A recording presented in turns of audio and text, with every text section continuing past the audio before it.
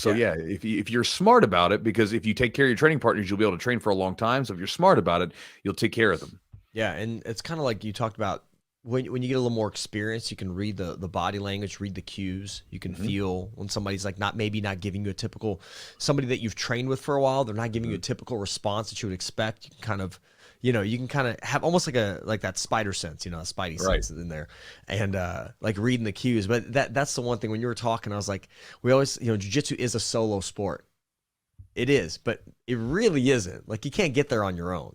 So I mean, when it comes down to it, like winning the gold medal, yes, you win it, but man, you can't do it without the people around you. If you don't take care of them, have a good gym environment where you enjoy going in and good coaches that Mhm. support you, you're going to be nothing.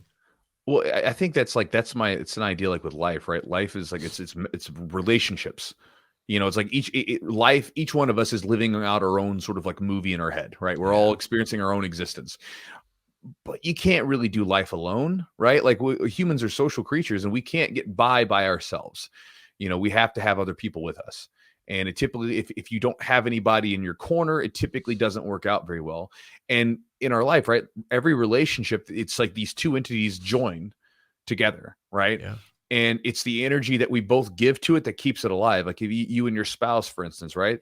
There's each one of you guys are separate, and then there's the relationship in the middle. And as you pull energy into it and you give it attention, that thing grows. If you don't, and you do something to sour it, the thing dies away. Yeah. And so our relationship with our training partners, right? There's each one of you guys, but then there's this training relationship that's in the middle. And as you guys push energy into it, as you put your effort into it, as they put their effort into it, this thing grows and it becomes this very productive thing that makes you better at jiu-jitsu. But if you do Yep. something to sour it, like rip an armbar too fast or something like that, that situation is probably going to change and they're probably going to pull back because they're not going to want to train with you. Yep. And it's going to be your fault. Or you might injure them and they may not be able to train with you, period. Yeah. It's like the relationship piece that you just mentioned is like it's not something that a lot of us get into jiu-jitsu knowing that we desire or we need or we want, right? It's just Mhm. something like when you're at a good gym. That's probably a lot of the reason why people stick around. If you didn't build those relationships with your coaches and training partners, you didn't love seeing those people at the gym and generally like catching up with them and training with them, and Mhm. working hard with them, you wouldn't stick around, or that's why you find a new gym. Yeah, And yeah. then when people come in and they're not a cohesive part of the gym, they're kind of there for themselves, and you can hide that for a while, that you can kind of mask it, and then eventually your true colors will come out, because you're not always going to be on top of your game, and you'll see that, and sometimes that's where you see people leave gyms or move to a gym or Mhm. whatever. But I think like a lot of the reason why somebody like myself, that has done jujitsu, and I think I've been a hobbyist from the start, whether I like to admit it or not. I've competed and everything, and I love to compete, and that's something that's on the radar for me. But I'm still going to compete as a hobbyist. I'm Mhm. not going to be a world champion.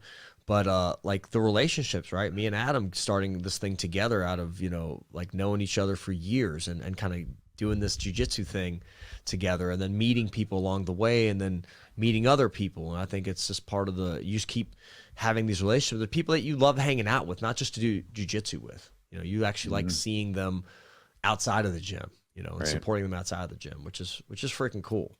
Um, but yeah, the relationships I think are one of the most valuable things that come out of this community that we're in. I mean, it's most of the time. I think it's one of the big cornerstones that actually keeps people training. I think you take out the relationships with the people, and again, typically falls away. I mean, again, Yeah, humans are just such social creatures, yeah, and relationships with people are a big reason why we stick to a lot of the things that we do in life, yeah. right?